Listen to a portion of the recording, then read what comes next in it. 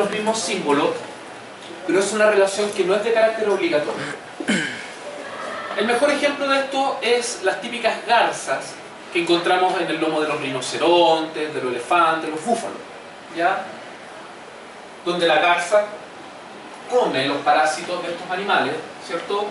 Por lo tanto, ese elefante se ve beneficiado en que lo están desparasitando, y la garza va arriba del supermercado, por así decirlo, ¿ya? Pero falta uno, falta el otro. Bueno, no está la garza, el elefante tendrá que rascarse en un árbol, darse baños de tierra, de barro. No está el elefante, la garza tendrá que buscar insectos en los matorrales, en el suelo. Pero no es obligatoria la relación, ¿ya?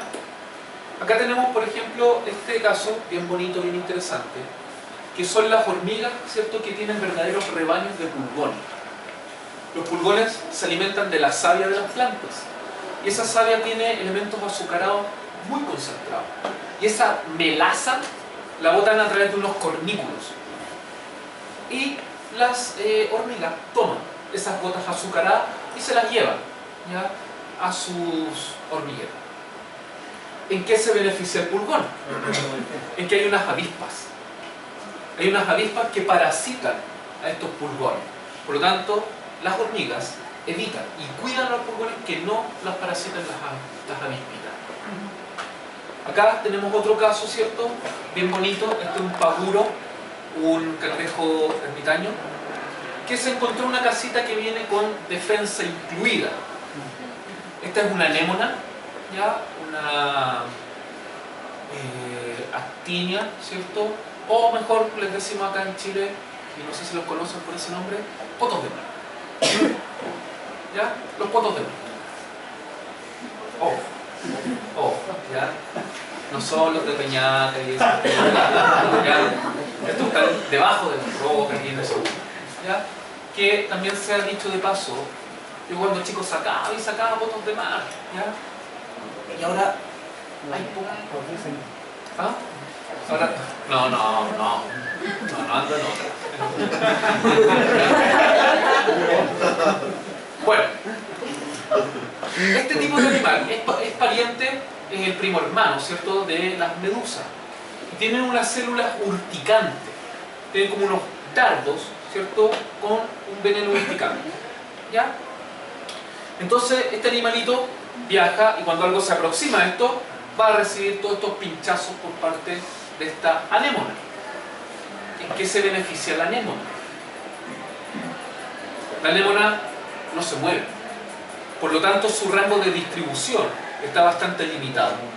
Pero al ir encima, ¿cierto?, de una concha que se está movilizando hacia otros lugares, tiene posibilidades de ampliar sus rangos de distribución. Pero no es obligatorio, no es obligatorio. Se pegó nomás, se pegó en la concha. Es un poco fácil. Ya. Comensalismo. Podemos ver más cero. Uno se beneficia y al otro le da lo mismo. Le da ni le va ni le viene. El mejor ejemplo de esto son las rémoras. Este pescadito que anda por debajo, ¿cierto?, de los tiburones y de otros peces también. Pueden ver que incluso está adaptado para eso. No se pega con una ventosa, sino que es más aplanado para estar más cerca. Y se mueve de manera coordinada con el animal mayor. Cuando el tiburón come, los pedacitos de carne y restos que caen para acá, y este aprovecha y viene para acá y come. Y el tiburón le da lo mismo. Ni siquiera trata de comerse. ¿Ya? Le da exactamente lo mismo. ¿Ya? Otro ejemplo, y ojalá que tengamos suerte en el laboratorio cuando veamos erizos, erizo blanco, vamos a ver, ¿cierto? Bueno, el erizo blanco es el Loxeckinus albus, ¿ya?, que es el comestible. ¿Alguien come erizo acá? Ya, 2 personas comen erizo, ¿ya? El más común para nosotros que vemos en las playas es el erizo negro. ¿Cómo creen ustedes que se llama el erizo negro? ¿Cuánto?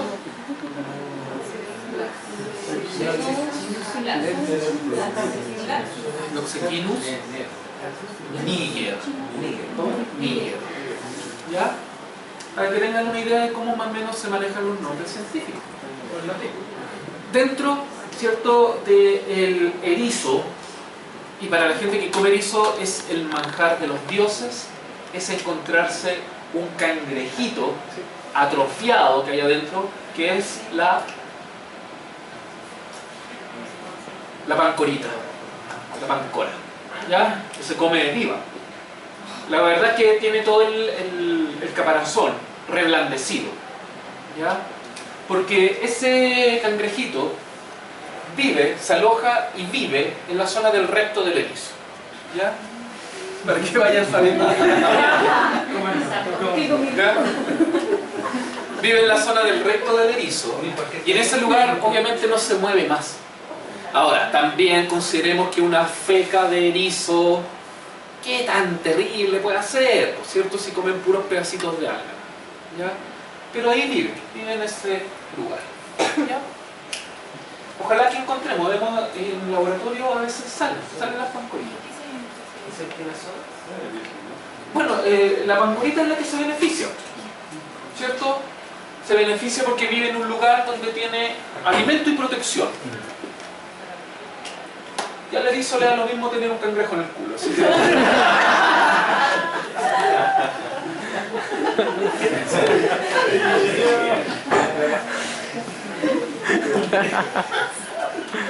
Parasitismo. El parasitismo tiene estos símbolos más y menos. ¿Qué otra relación tiene esa misma símbolo? ¿Quién? ¿Cómo se beneficia lo que se le afecta? Perfecto. ¿Qué otra relación, tiene esos mismos? Más o menos. ¿El amensalismo? La depredación. La depredación. ¿Ya? ¿Cuál es la diferencia entre un depredador y un parásito? Pues si tienen lo mismo. Que uno mata a la presa y el otro no. No necesariamente. Ya puede vivir solo. ¿Ya? Pero eso es. Un buen parásito no mata a su hospedero, ¿cierto? Porque si no se queda sin recursos. Puede darse el caso que si un animal, ¿cierto?, tiene una gran cantidad de parásitos, lo afecten de tal manera que le provoquen la muerte, ¿ya? Pero en términos generales un buen parásito no mata a su hospedero, o por lo menos no inmediatamente, ¿ya? Dentro de los parásitos, la verdad es que es todo un mundo. Y los parásitos obviamente generan relaciones simbióticas de tipo negativo. Pero están tan ajustados sus ciclos biológicos que realmente llegan a ser sorprendentes.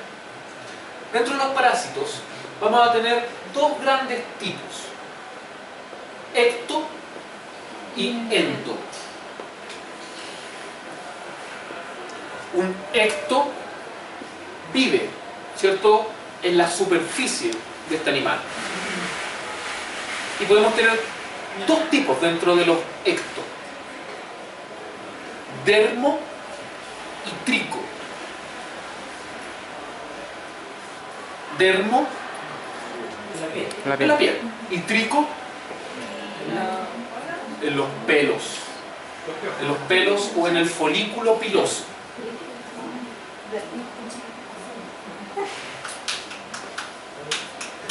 Obviamente yo digo trico parásito, dermo parásito, ¿ya?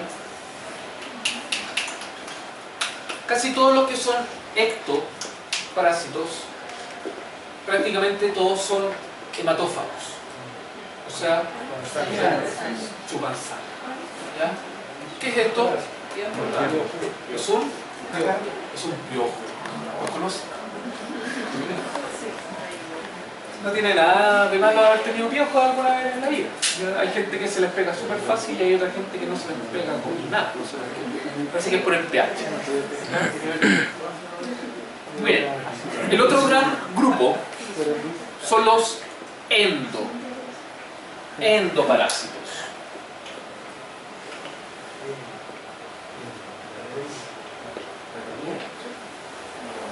Y ahí podemos tener histo, con H. Histoparásito. ¿Dónde vive un histo? En los órganos. Tejidos. Puede ser un órgano. Pero en el tejido del órgano. ¿Ya? Hemo. En la sangre. Hemoparásito. Uro. La orina. Vías urinarias. Y éntero. Intestino. Guata e intestino. ¿Ya? Ahora, dentro de los endoparásitos podemos tener dos grandes tipos dependiendo de su vida. Tenemos parásitos que tienen ciclos de vida directo.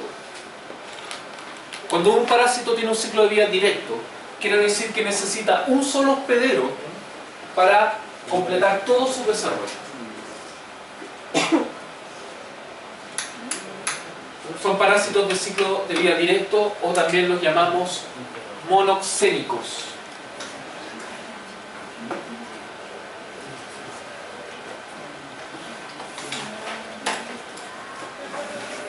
Monoxénicos.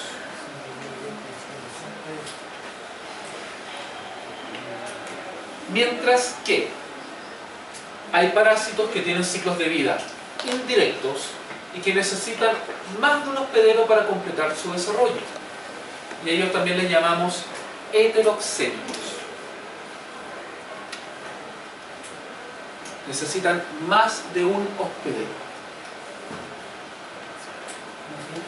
Ese es cuando se le nombra al hospedero, no sé, el primero y después el definitivo, ¿o no?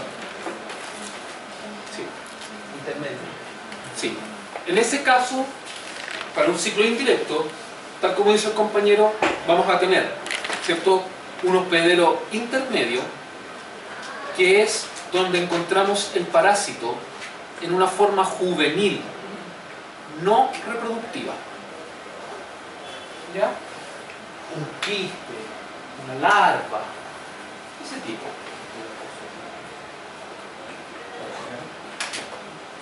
Un quiste hidarquídico, un cisticerco, ¿ya? Un coenuro, todo eso. Y el hospedero definitivo es donde encontramos el parásito en una forma adulta, que se reproduce, el que pone huevo o que se aparea con otro. ¿Ya?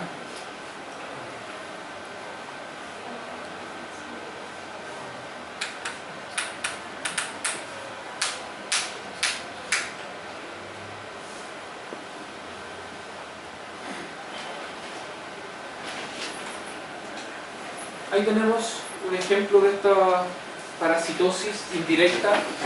Después obviamente la vamos a ver con mayor detalle, pero es la lombriz solitaria, donde el hospedero definitivo somos nosotros. Nosotros nos comemos un quiste y en nuestro intestino tenemos el parásito. ¿Ya? Este parásito, que mide aproximadamente de 5 a 7 metros, todos los días se cortan pedazos terminales que están llenos de huevo. Y eso sale con las fecas. Esas heces fecales, esto está relacionado con... Antes era mucho más común este tipo de infecciones. Sobre todo porque las aguas servidas no se trataban. Y, ¿cierto?, las plantaciones se regaban con agua servida. Entonces de ahí viene, ¿cierto?, esa costumbre de echarle cloro a la lechuga y todo eso. ¿Ya? Bueno, esos huevos contaminan el ambiente y son comidos por un chancho o una vaca, dependiendo si es solium o sanguinario. Y ese huevo sale una larvita, la larvita atraviesa el intestino y se adhiere a la musculatura. ¿Ya? Y ahí se forma un quiste. Luego, nosotros vamos, ¿cierto?, a ver un tío al sur, faena un chanchito. A mí me gusta la carne así, 3/4, media sanguinolenta, y me como un quiste. El comerme el quiste, libero el parásito que hay en su interior, el cual se pega nuevamente en mi intestino y se cerró el ciclo. ¿Ya? 2 hospederos. Y son necesarios.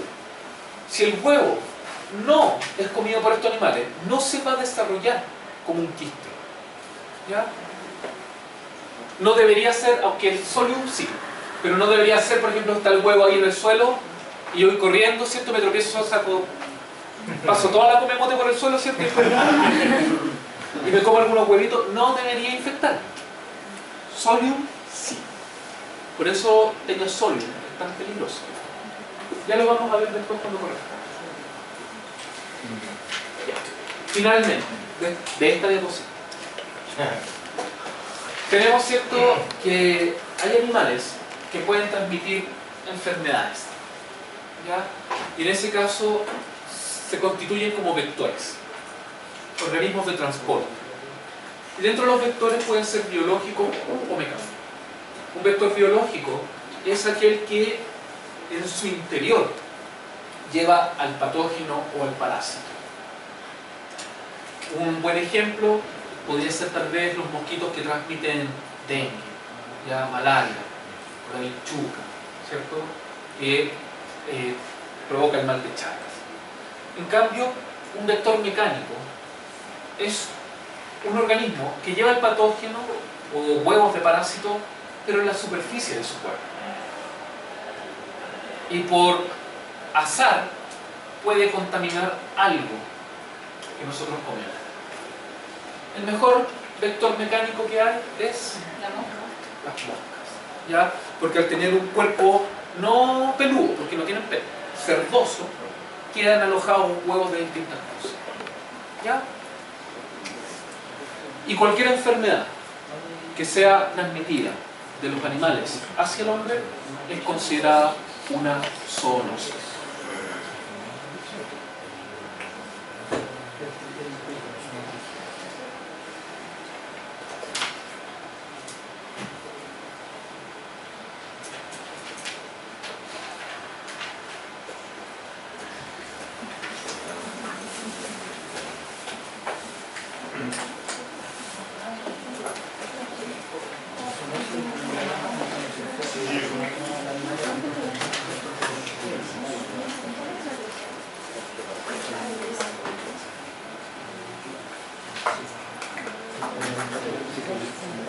¿Cuál era el vector biológico? ¿Que lleva dentro?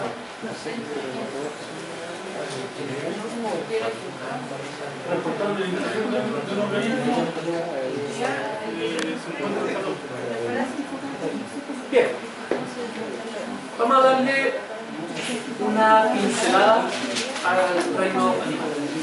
Bueno, a todo esto,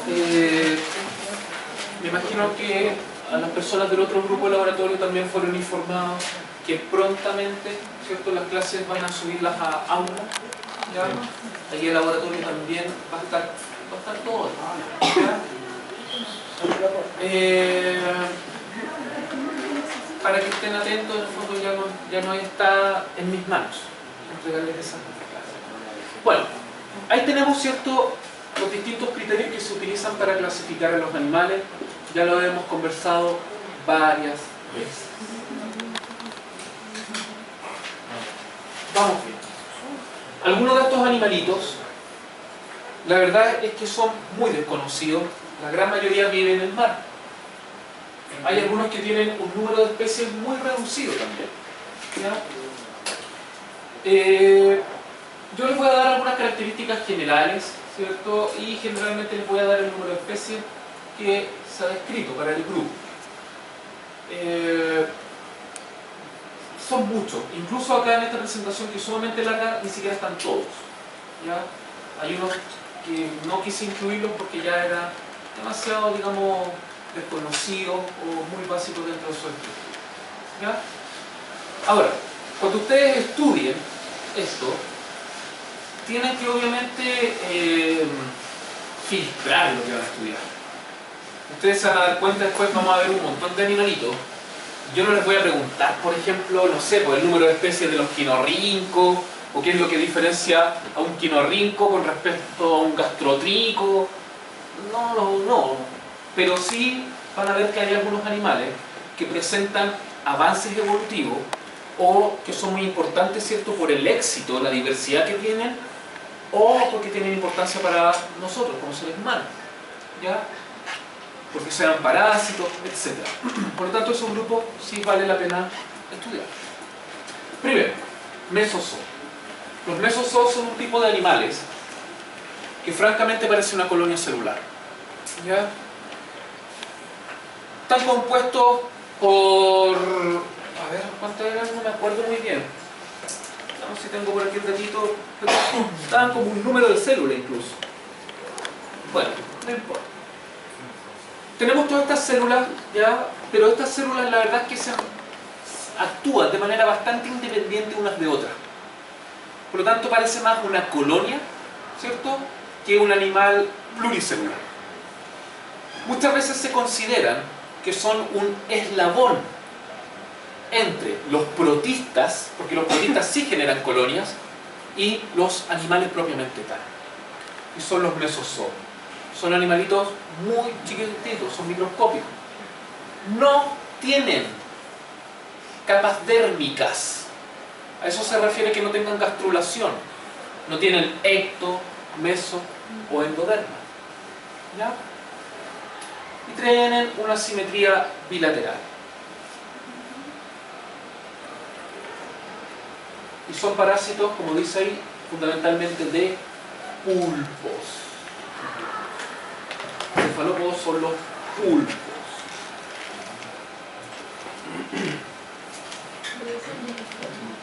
Número de especies de este grupo, ni siquiera tengo. ¿Cómo son? Son algo así. ¿Sí? ¿Los cefalópodos son los que tienen desarrollado, tienen más desarrollado la cabeza? No necesariamente. Cabeza, pata. Pulpo, calamares, ese tipo de animales, ¿ya? No necesariamente que tengan desarrollada la cabeza. No, pero más desarrollado son cabeza. Es como una cabeza con patas, sí. ¿Ya? Se fijan, son organismos muy simples. Ya entrando en lo que son organismos sí pluricelulares, el primer grupo y más básico de todo son los poríferos, las esponjas. Las esponjas, las células que los constituyen, hay diferenciaciones celulares. Se parecen mucho unas células con otras, ¿ya? Pero lo que en el fondo hace que digamos que tiene un nivel de organización simplemente celular es que las células están como medias separadas. Tienen una estructura común, pero es como que estuvieran en la base juntas y después como que se abrieran. No hay una integración celular como para decir que es un tejido, porque un tejido, ¿cierto?, es un estrato celular homogéneo. En cambio aquí hay demasiado espacio entre una célula y otra, ¿ya? Por eso su nivel es simplemente celular. ¿Ya? ¿Ese espacio hace que las células varíen de forma diferente? ¿De forma diferente? Las células que tienen, ¿cierto?, son bastante similares, son los coanocitos. Es una célula diferenciada, que tiene un flagelo. ¿Ya? Lo otro, obviamente porífero, creo que lo dice al tiro, ¿qué esperarían encontrar en este animal? Poros, ¿cierto? Y uno de los poros más importantes es el poro que está arriba, ¿ya?, que permite la salida de agua, que son los ostiolos. ¿Ya? En el fondo vamos a tener que es como una columna, ya está la diapositiva, es una columna y todas las células apuntan hacia adentro y tienen flagelos. Y esos flagelos se mueven y a través de los poros del cuerpo, por ese movimiento genera una corriente. Y entra agua con partículas. Y después esa agua fluye y sale por arriba por el ostiolo. ¿Ya? Se conocen 15.000 especies marinas y unas 150 de agua dulce. Otra cosa interesante que tienen las esponjas es que nosotros el elemento químico que constituye la vida es el carbono, ¿cierto? El carbono tiene esta característica de poder unirse a 4 elementos y formar cada vez estructuras más complejas, ¿ya? Hay otro elemento que tiene una característica similar y es el sílice. El sílice, ¿cierto?, es como lo que constituye la arena, el vidrio. Y el sílice también se une con otro elemento y puede formar esqueletos estructurales. Pero el problema es que es pesado. ¿Ya? Y estos animalitos tienen estructuras hechas de sílice. ¿Ya? Por eso cuando nosotros encontramos esponjas en la playa, son como ásperas. ¿Ya? Pero una vez que se hidratan, vuelven a ser suavecitas. Bien. Ahí tenemos distintos tipos de esponjas. Y acá, como ustedes pueden ver, están estas células que son los coanocitos, que son así. Células con un flagelo, y eso genera las corrientes internas. Básicamente como una chimenea. Como una chimenea.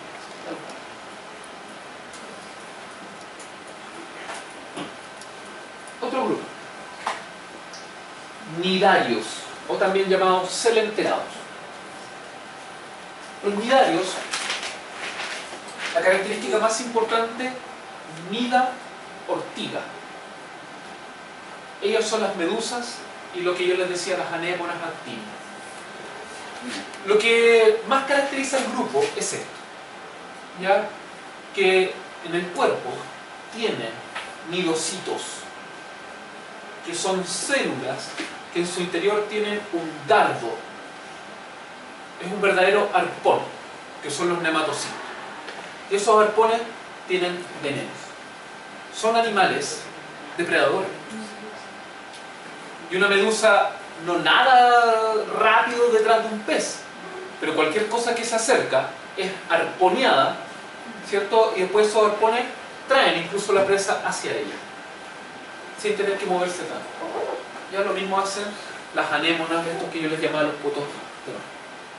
¿Ya? Ahora, es un grupo bastante diverso.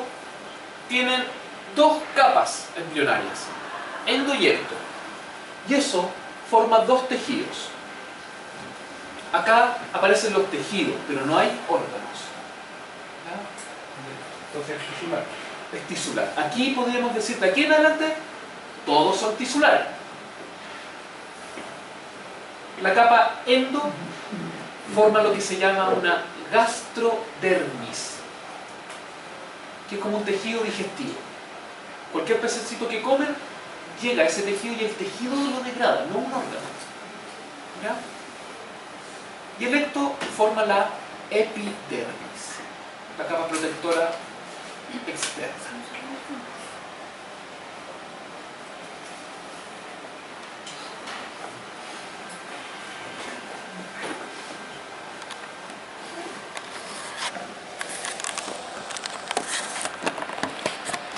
Y ahí tenemos distintos grupos. Hidra, serpiente de mar, hidrozoas. De ahí está la más peligrosa de todas, fundamentalmente de los sectores más tropicales, ya que puede provocar incluso la muerte, que es la carabela portuguesa.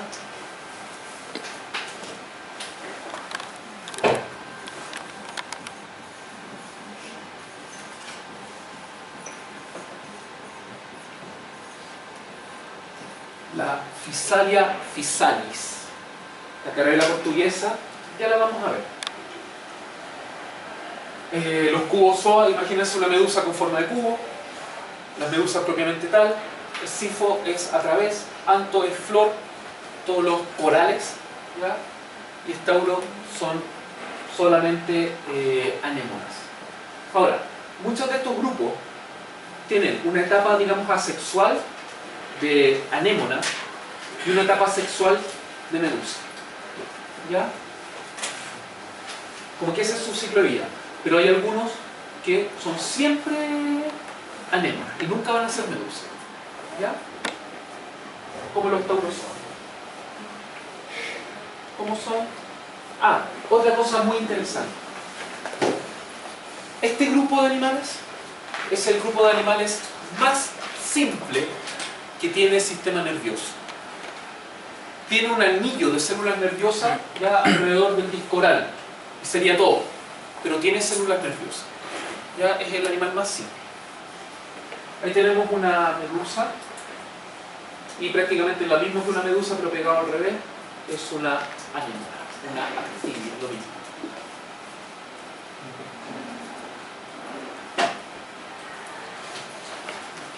Antozoas, ¿cierto? Staurozoas, homozoas, hidrozoas y es... Bueno, esta es la carabela portuguesa, ¿ya? Que tiene esta característica, que tiene este órgano de flotación y estos filamentos que están llenos de nematocitos, de células urticantes, pueden tener varios metros de longitud, varios metros, ¿ya? Entonces hay personas, surfistas y cosas así, que se han quedado enredados en esto. Y ahí obviamente quedan como llagas, como quemaduras. Pero la verdad es que no son quemaduras. Erradamente muchas veces la gente piensa que las medusas provocan descargas eléctricas, justamente por estas como quemaduras que provocan. Pero no, es el veneno, ¿cierto?, que tiene estas células que descargan sobre la piel. Es como una necrosis en la piel entonces. ¿O no? Una destrucción de tejido más que una necrosis. ¿Ya? Destrucción de tejido.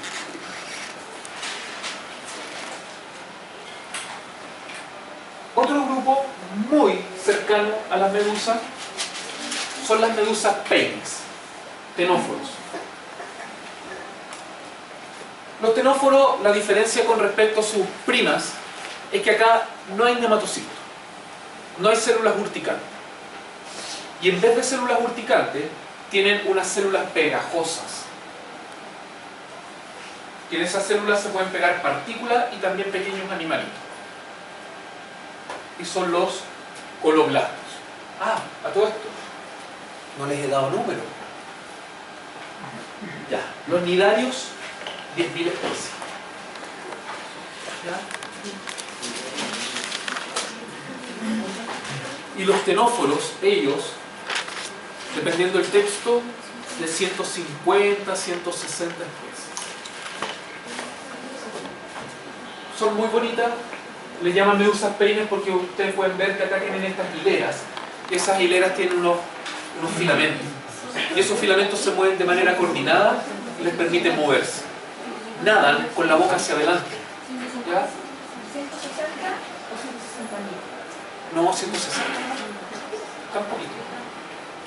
Y bueno, otros, como pueden darse cuenta acá, muchas de ellas son bioluminiscentes. ¿Ah?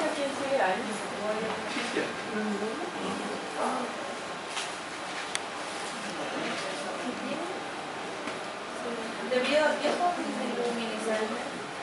Debido a que generalmente se encuentran en profundidades donde no hay mucha penetración de luz.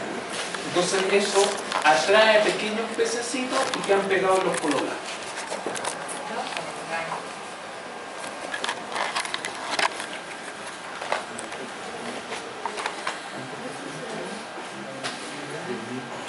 Entonces acá hay, entonces tenemos Pero los tenóforos no son venenosos. Sí, prácticamente todas las medusas tienen algo de veneno. ¿Ya? Ahora, hay unas que son más peligrosas que otras, y depende mucho de las personas. Pero no sé, típicas medusas en la cereza, ¿ya? Que a veces hay. Hay personas que sí se afectan mucho por ellas. Y a uno de repente las manipula. Yo, por ejemplo, cuando sacaba los potos de mar, después siempre me quedaba la mano como roja y un poquito hinchada. Pero no me pasaba nada más. Y otras personas que reaccionan de peor manera. nosotros más cosas de los pollos, digamos, Sí, sí, vinagre, la orina también puede utilizar. Ahora no sé cómo hacer para llenarse un hombro, pero bueno.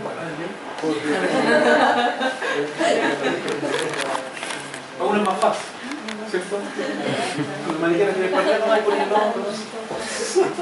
Bueno, vamos a empezar a diferenciar ahora distintos grupos de animales de acuerdo a la cavidad del cuerpo. Ya vamos a ir obviamente de lo más básico hacia lo más complejo y vamos a partir con estos animalitos acelomados. Acelomados, ¿cuál es la condición siguiente? Y la final, celomado. ¿Ya? Bien, partamos. Dentro de los acelomados, muy fácil, damos unas características muy generales porque vamos a tener una gran clase para este grupo, que es un grupo netamente parásito, que son los platelmintos. ¿Ya? Ahí hay algunas características. Obviamente, cada vez que lleguemos como a esa diapositiva que sale como el árbol y cambiamos, todos los animales que vienen de ahí en adelante, todos tienen la característica general. Por ejemplo, acá son todos acelomados. De aquí van a ser todos protostomados, hasta cuando lleguemos por allá arriba con las estrellas de mar. ¿Ya? Acuérdense que los protostomados eran prácticamente todos los invertebrados. ¿Ya? Bueno, aquí aparece una cefalización, no es una cabeza, sino que vamos a tener que en un extremo se juntan órganos de fijación. Entonces podemos distinguir ahora un extremo anterior y uno posterior. Por eso se dice que hay una cefalización, pero no es cabeza. De hecho, en prueba, en laboratorio, a veces se acepta el término cabeza, pero el término correcto, y después lo vamos a ver, es escólex, el órgano de fijación. ¿Ya? El escólex. Acá aparecen, ¿cierto? Los tejidos forman una estructura más compleja y aparecen los órganos. Pero tal como habíamos dicho, un puro tubo tiene que cumplir todas las funciones digestivas: incorporar, absorber nutrientes, eliminar fecal. Por lo tanto, hasta ahí nomás queda, hasta un nivel de organización orgánica. Platelmintos, después nos vamos a ver igual, 20.000 especies. Ahí tenemos algunos ejemplos. Son las típicas tenias.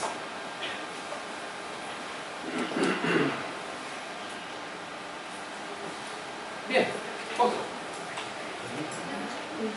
otro grupo de acelomados, pero que tiene un avance evolutivo, es los nemertinos. Los nemertinos, ¿cierto?, es prácticamente igual que un gusano plano, con la diferencia que acá aparece un ano. Por lo tanto, aparece una segunda estructura dentro de la parte digestiva, y eso hace que la función digestiva ahora sea más eficiente. Por eso, ahora tenemos dos estructuras para lo mismo, ahora ya hablamos de un nivel sistémico. De aquí en adelante, todos los animalitos que vienen, todos son sistémicos.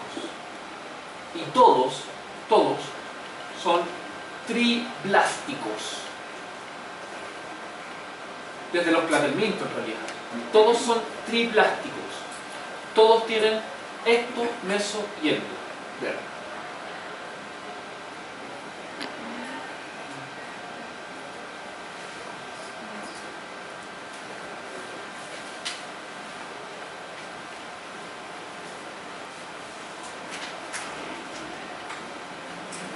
Bien, nos cambiamos a pseudocenomados.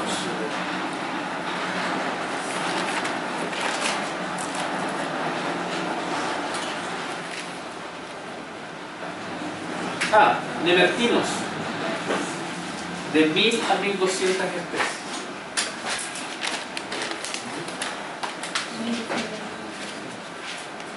Y otra cosa, no sé si aparece ahí, son todos depredadores.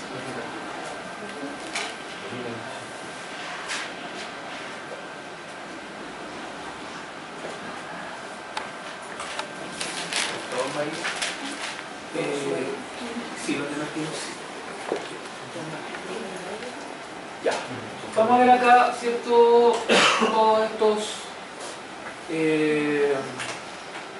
pseudocenomados. Algunos de estos son muy chiquititos, son de tamaño microscópico, como por ejemplo los rotíferos. ¿Ya? Comen pequeñas partículas. Una de las características, sí, es que son dioicos. Eso quiere decir que tienen sexos separados. O sea, hay rotíferos hembras y rotíferos machos. ¿Ya? Una hermafrodita, ¿qué será? Ya, pero con las mismas palabras. ¿Será un oico? No, monoico. ¿Ya? Ya. Y los rotíferos, ¿cierto? Bueno, su característica más importante, obviamente, es esta corona de cilios que les permite, ¿cierto?, movilizarse. Aproximadamente de 1800 a 2200 especies. A 2002. Sí.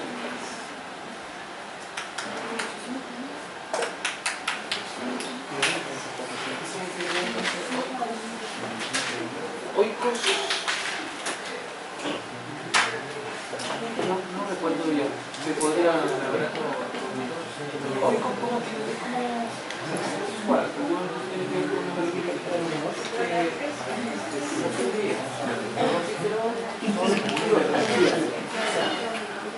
hay uno que es hembra y otro que es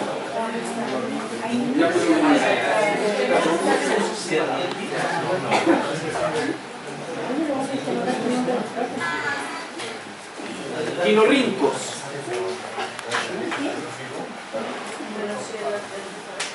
Ya ellos también tienen sexos separados, viven en el lodo marino,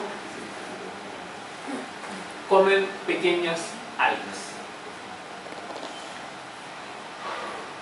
y también son de tamaño muy chiquitito, son un poquito más grandes, sí. Y se conocen aproximadamente 150 especies. 150. Se fijan que son un grupo desconocido, son muy raros. ¿Ya? Otro. Gastrotricos. Microscópicos. Comen bacterias y protistas. También lo encontramos asociado a los fondos marinos.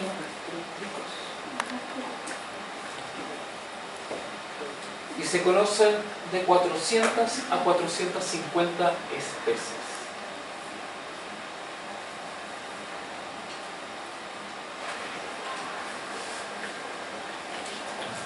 ¿Cuándo habían visto un gastrotrico?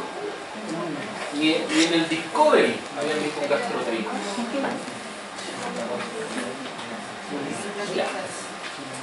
Nematomorfo, con forma de nemato. Ya. Este es un grupo netamente parásito, pero son parásitos de artrópodos, insectos, ¿ya? Insectos, arañas, ese tipo de cosas. Y también son parásitos de sanguijuelas. ¿Ah? No se la llevan pelada, aunque son tan malas las sanguijuelas, igual hay alguien que las afecta a ellas. Ya. Aquí está el nematomorfo. No es esto, obvio, es este. ¿Ya? Y que en este esquema, todo ese como tallarín grande que está por dentro es el nematomorfo. ¿Ya? Es un parásito bastante grande, pero que afecta solamente a estos grupos que yo les mencioné. ¿Ya? También tienen sexos separados y se conocen aproximadamente 320 especies. Una forma fácil de abreviar especie. ¿Ya? ¿Cómo es? ¿Profe? No sé si se habrá hecho, pero si se retira el parásito, ¿el huésped muere? No sabría decir. ¿Ya? Por lo que yo tengo entendido, este parásito termina matando a su hospedero. ¿Ya? Porque crece a tal magnitud que después de un tiempo sí, que en el fondo el parásito ya se ha reproducido. Lo termina matando. ¿Ya? Pero él cumple su objetivo. ¿Y el parásito muere con él también? Claro, en ese caso se muere con el problema. Ahora, los parásitos también tienen ciclos de vida, no viven eternamente. ¿Ya? Si yo tuviera, por ejemplo, una lombriz solitaria en mi intestino y lo dejara ahí, ¿cierto?, que viviera, puede vivir aproximadamente 3 años. ¿Ya? Pero después de viejita debería morirse igual. No son eternos los parásitos. ¿Ya? Bien, de este grupo es un poco más importante. Acantocéfalos. Los acantocéfalos, ¿cierto? Su característica más importante es que tienen esta probóscide con ganchos, y con esos ganchos se pueden adherir a las mucosas intestinales, ¿cierto? O a algún órgano, al estómago, generalmente. Tienen sexos separados con dimorfismo. Ahí aparece una nueva palabra. Di y morfos. Dos formas. ¿A qué creen ustedes que se refiere entonces? Macho y hembra. Pero complétalo mejor. ¿Completa bien la idea? Se diferencian Diferencias visibles entre machos y hembras. ¿Ya? Ahora, este tipo de parásitos, son dos parásitos, todo el grupo es parásito. ¿Les di el número de nematomorfo? De acantocéfalo, aproximadamente 1100. Todos parásitos. Son de los parásitos que tienen los ciclos de vida más complejos que existen. Generalmente el ciclo de vida involucra, el adulto lo encontramos en un vertebrado. Les gustan mucho las aves, les gustan mucho los reptiles y también pueden llegar a parasitar mamíferos. ¿Ya? Y para llegar a ellos generalmente utilizan artrópodos o moluscos. Hay uno de ellos que es genial, lo que hace es genial. El estado, digamos, larvario infecta a los caracoles. ¿Ya? Y cuando llega a un estado de desarrollo que tiene que cambiarse de hospedero, este parásito induce a que el caracol, en vez de esconderse en el día, se exponga. Entonces viene un pájaro, se lo come, y al comérselo come también el parásito y ahora puede completar su ciclo de vida. Genial, realmente genial. Hay uno que podría llegar a afectarnos a nosotros, que es el... Señorita, usted. Léalo.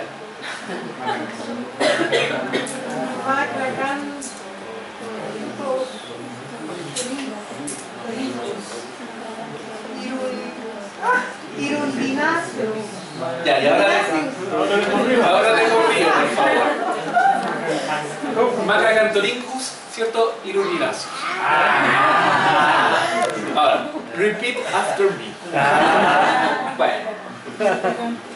Este es un parásito del cerdo que pudiera llegar a traspasarse a nosotros. ¿Cómo lo adquiere el cerdo? Cuando se comen unos escarabajos que tienen a los juveniles en su interior.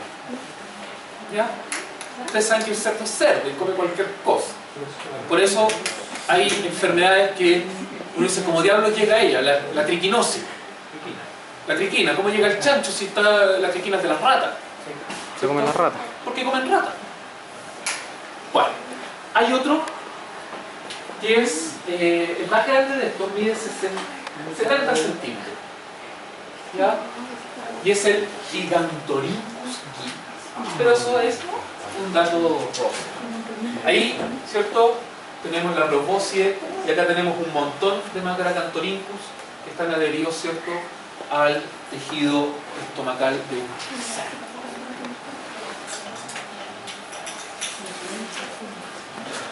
Bonito.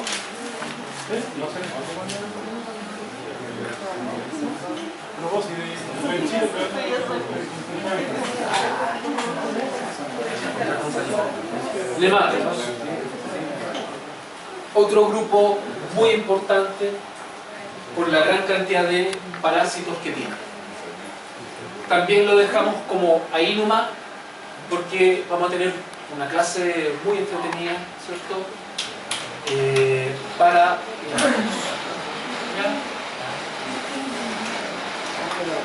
Ahora, los nemátodos son uno de los grupos animales más abundantes, no diversos, abundantes. ¿Ya? En el suelo, por algunos centímetros cúbicos de suelo, tú puedes encontrar unos cuantos cientos de miles de nemátodos. ¿Ya? Y hay algunos que son parásitos de animales y otros que son parásitos vegetales, como también hay algunos que son de vida libre. Es un grupo muy grande. En Chile prácticamente especialistas en nematodos no existen. Yo tenía cuando estudié biología, ahí uno de mis profesores era especialista en nematodos y era como el único. Y yo creo que ya a esta altura ya debe tener sus manos. Igual que por ejemplo en ácaros. En ácaros, el especialista en ácaros me hizo clase a mí en el magíster, ahí en la UMSE, ¿ya? Un gallo podría tener un montón de fallas, qué sé yo, pero era el especialista en ácaros en Chile, ¿ya? René Covarrubio. Y ese viejito ya jubiló y no dejó ningún discípulo, ¿ya? Entonces ahí hay líneas de investigación que estaría bien bueno que alguien las tomara. Arácnidos. Prácticamente todas las descripciones y investigaciones de arácnidos chilenos está hecho por parte de gringos. Tenemos algunos. Hay un tipo que trabaja en la Universidad de Concepción y sería. ¿Ya? Entonces, ahí hay a lo mejor ciertos nichos que sería como interesante tomar. Pero eso pasa porque al final, pienso yo, que la formación profesional que nos dan no apunta hacia esa área, y lo otro es que las subvenciones gubernamentales para esa área son casi nulas también. Tal cual como tú dices. Yo soy especialista en moscas, ¿ya? Un tema que es bastante importante, y dentro de las moscas soy especialista en un grupo de moscas de cadáver, ¿ya? Los califorios. Y yo hice algunas publicaciones, algunas presentaciones en congresos, y era prácticamente lo que había de información. Yo me tuve que basar, ¿cierto?, en recopilar materiales que se habían hecho por allá por los 1940 y tantos. No había nada más actualizado, ¿ya? Y aún así, siendo especialista en algo como tan importante, en un momento, claro, me quedé sin plata de investigación, porque no se financiaba. Y tal como tú dices, sobre todo las universidades privadas, ¿cierto? No sé, las estatales todavía mantienen un poco esas líneas de investigación y pueden agregar, ¿cierto?, un par de tesistas en alguna investigación y como que los meten en ese mundo. Pero las universidades privadas no. De hecho, gran parte de las tesis que ustedes dan son tesis de tipo como teóricas o desarrollan como un tema de manera bibliográfica. Entonces, ¿por qué? Porque no hay campos experimentales, no hay quien dirija las tesis, ¿cierto? Yo mismo. Yo soy un profesor taxi. A mí, ¿cómo me gustaría, ¿cierto?, mis conocimientos, poder entregarlos más allá y poder recibir, por ejemplo, estudiantes, y tomarnos un cafecito y hablar de algún tema y hacer universidad, desarrollar, ¿cierto?, esa parte creativa? Pero no. Yo vengo, hago mi clase y chao. No tengo un lugar físico, además tengo una sala de profesores que la tengo que compartir, ¿cierto?, con un montón de otros profesores. Entonces, ahí tú te das cuenta que en el fondo se utiliza un sistema de un producto. Es un producto. La educación es un producto más. Damos el servicio, ¿cierto?, lo justo y necesario, ¿ya? Pero no, las universidades ya no son lo que eran antaño. ¿Sabes? Que tú pasabas todo el día y con un viejito, y al final, pucha, el viejito te agarraba, te tenía buena, ¿cierto?, te llevaba para todas partes. Ya te soy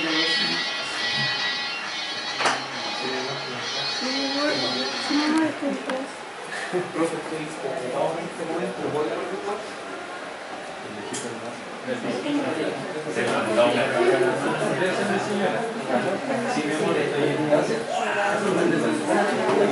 Ya, siga. Ahí después vamos a ver todas esas especies, ¿cierto?, muy entretenidas. ¿Les di el número de nemátodos? No. 25.000 especies. 25.000. 25.000. Ya. Endoproctos.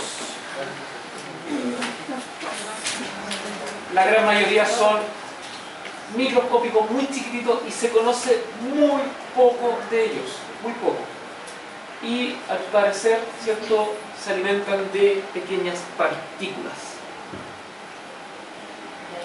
Y se conocen solamente 150 especies. ¿Ustedes creen que les voy a preguntar por los endoproctos? ¿Y por los acantocéfalos?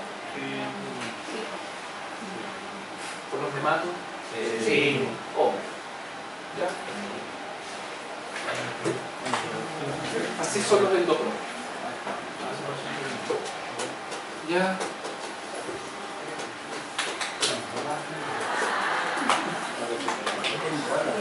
Ya.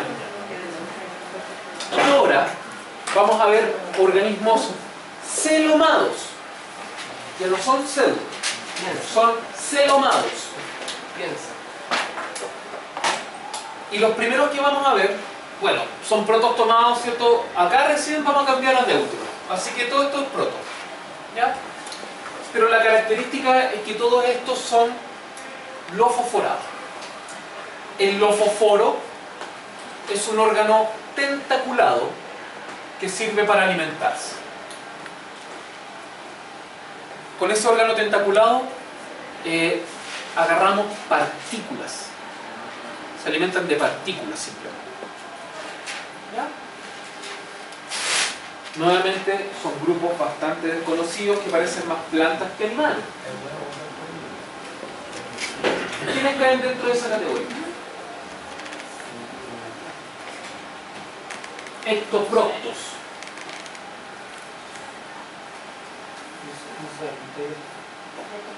Son microscópicos, hermafroditas.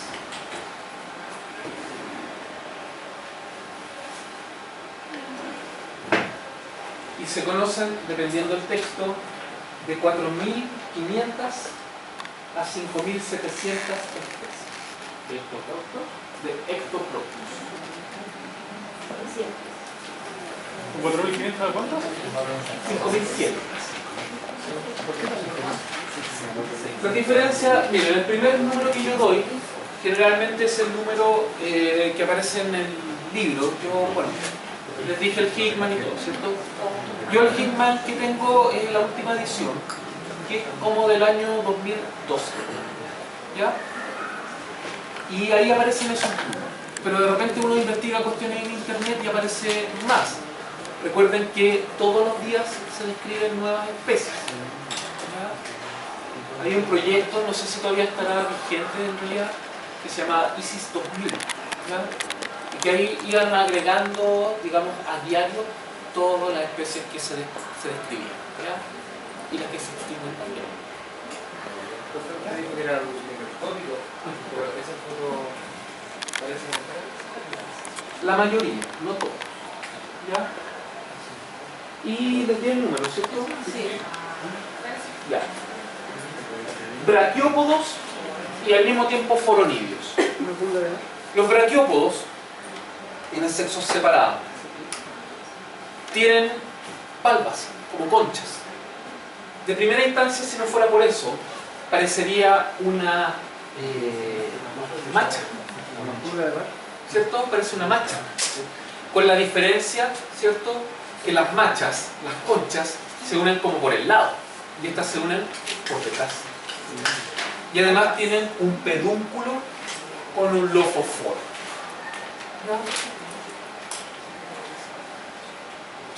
El número de especies de braquiópodos: 325. Y los foronidios, que es el que está al lado, también son hermafroditas, son muy pequeños, se alimentan de estas partículas y se conocen 20 especies de foronidios.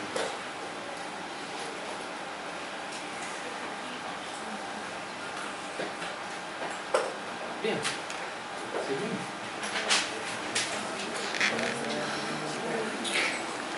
Más productos más. Sipuncúlidos y equiúridos. Dos tipos de gusanos. ¿Ya? Gusanos que tienen un cuerpo bastante musculoso y que suelen vivir dentro del lodo marino. ¿Ya?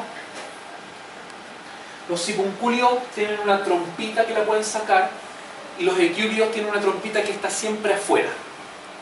Esto le llaman los gusanos cuchara. Se alimentan fundamentalmente de partículas y el sipuncúlido tiene el tubo digestivo en forma de U. Por lo tanto, el ano no está en la parte terminal del cuerpo, sino que está como por el lado.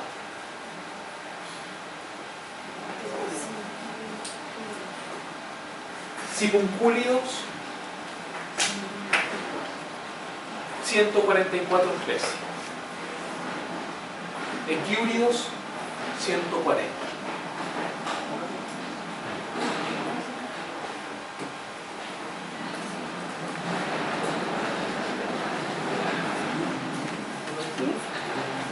¿Cómo son?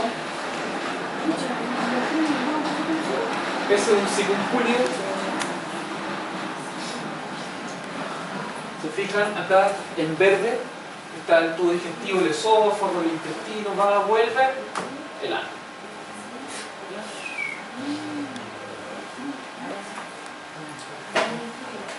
Y los equiúridos.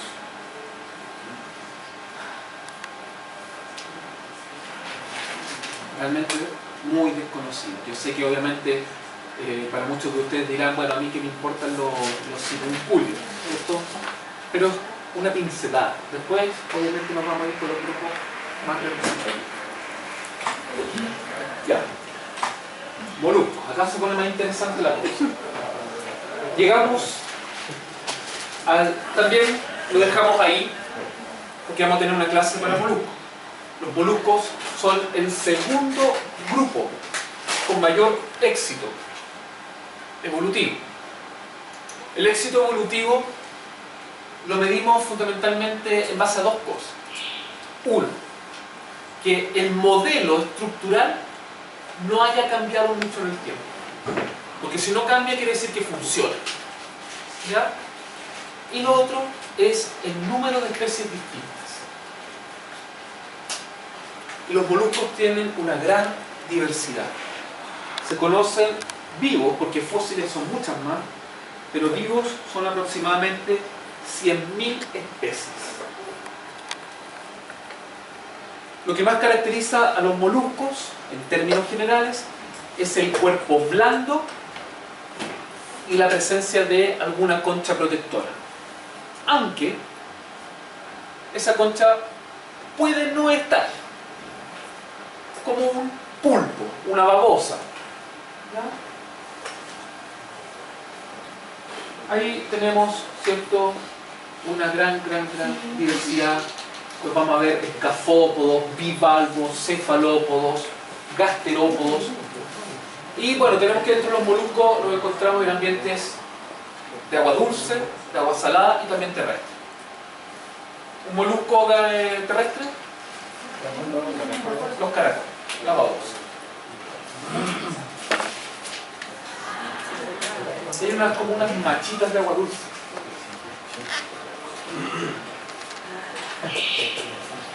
Anelios. También los vamos a dejar un poco ahí porque después nos van a dar paso a otras cosas más adelante. Los anelios son el típico lombriz de tierra. Las sanguijuelas también son anelios. ¿Ya? Los anelios tienen un avance muy importante, que es la metamerización. Eso quiere decir, y ojo, que cuando embrionariamente se están formando, el cuerpo se organiza en segmentos. Eso es metamerización. La segmentación corporal. No tiene que ver, por ejemplo, después vamos a ver un molusco, que son los chitones. ¿Conocen a los chitones? O apretadores, les dicen, que están, por ejemplo, en la roca, como una lapa, y tienen como así. Es prácticamente imposible de despegar. ¿Ya? Esto no es segmentado. La valva, ¿cierto?, tiene placas, pero el cuerpo, cuando se organizó, no se organizó segmentado. Esto va a dar paso a que los animales que vienen después de esto, los segmentos podemos como diferenciarlos. Ya, todos estos segmentos va a ser para formar estructuras bucales y antenas y todo eso. Estos otros segmentos para formar patas y alas. Estos otros segmentos los vamos a especializar en funciones fisiológicas. Entonces hace que los cuerpos, desde ahora en adelante, van adquiriendo una complejidad mayor. Y al mismo tiempo, más eficiente. Y eso, aunque ellos no lo tienen, aparece en los anélidos. Hay un anélido marino que son como estos. En el fondo es como un gusanito largo, ¿cierto?, que tiene estos como segmentos, y en cada segmento tiene como unas espinas, ¿ya? Y acá tiene como una boca, una cosa así. Y si ustedes se fijan, esto está a un paso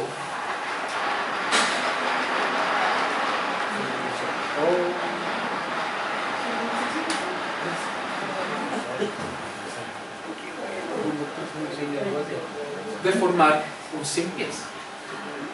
¿Ya?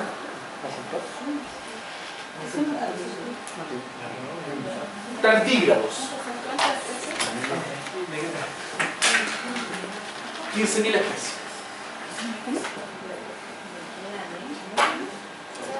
Los tardígrados.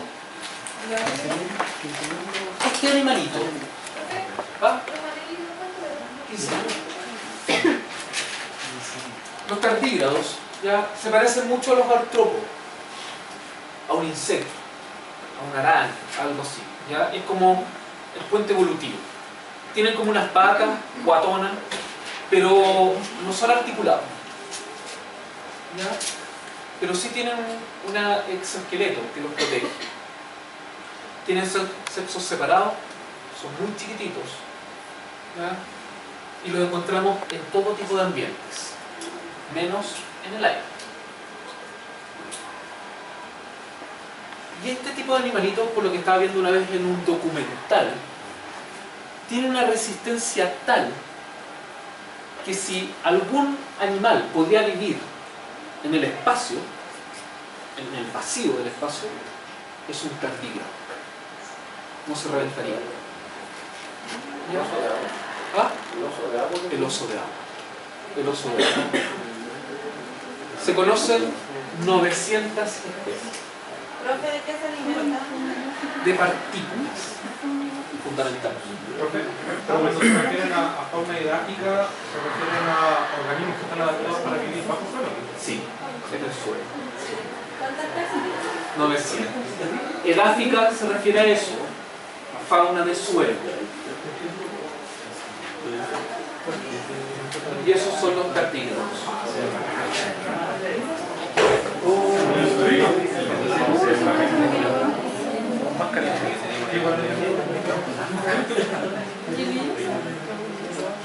No son chiquititos.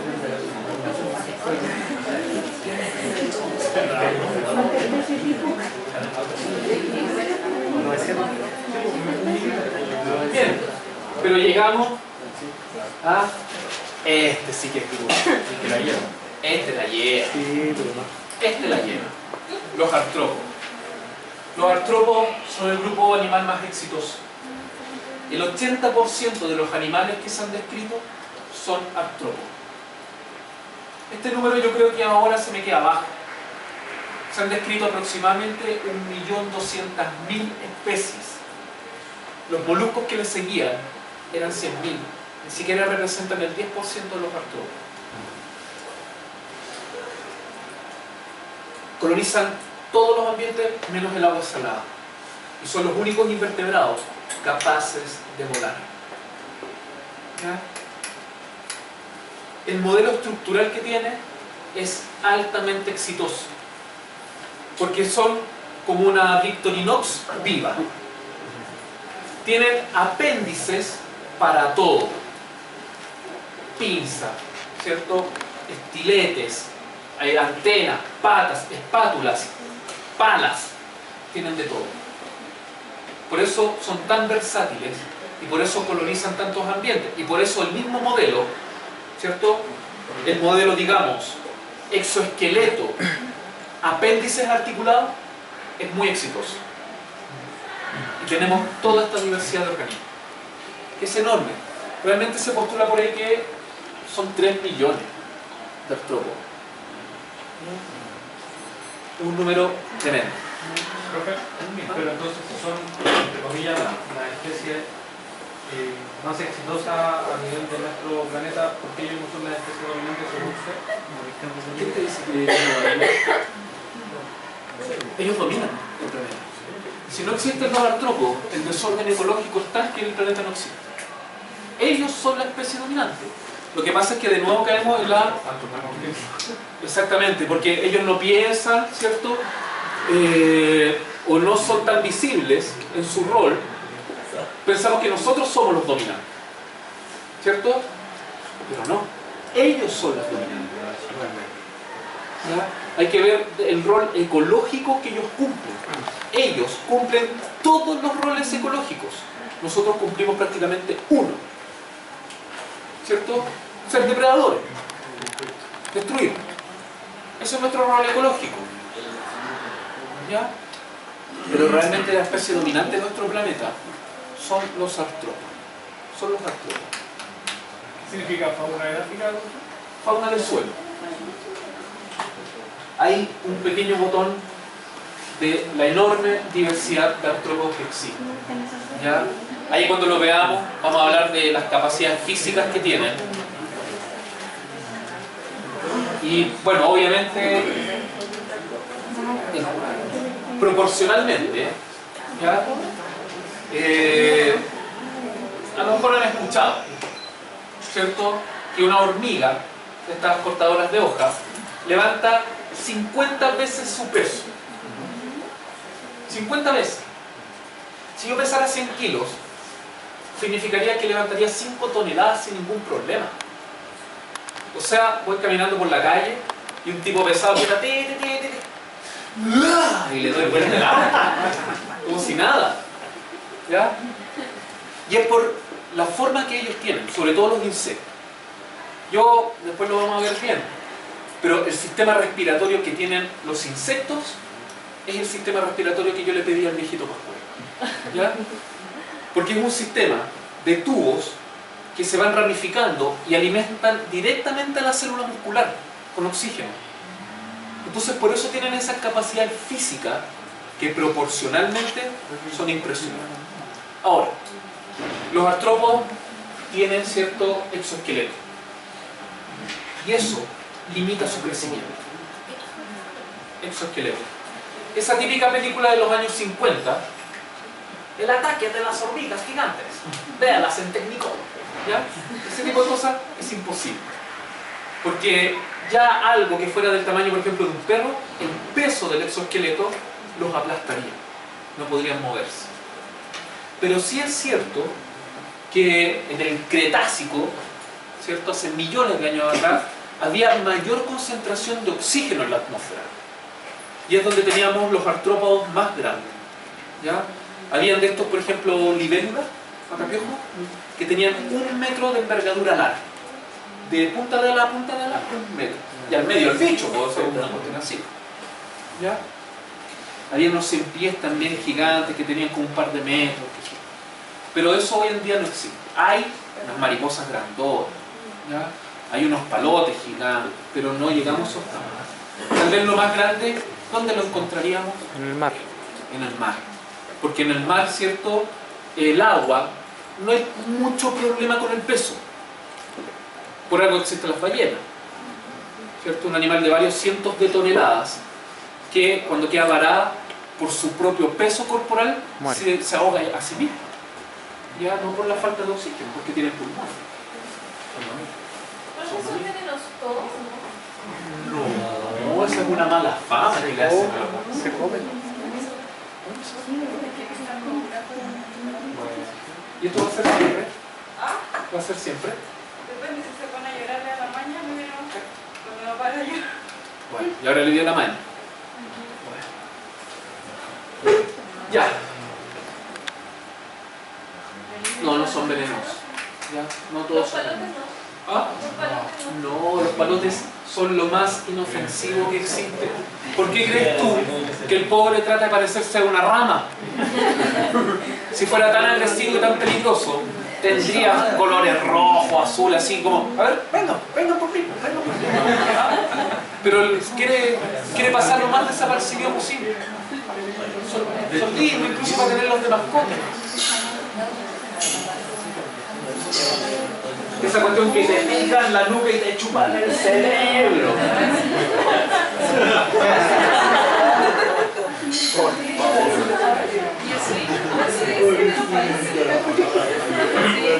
favor. Por lo menos eso me decía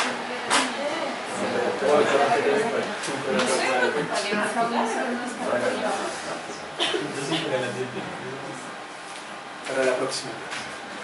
¿Ya? Ya estamos absolutamente agotados todos.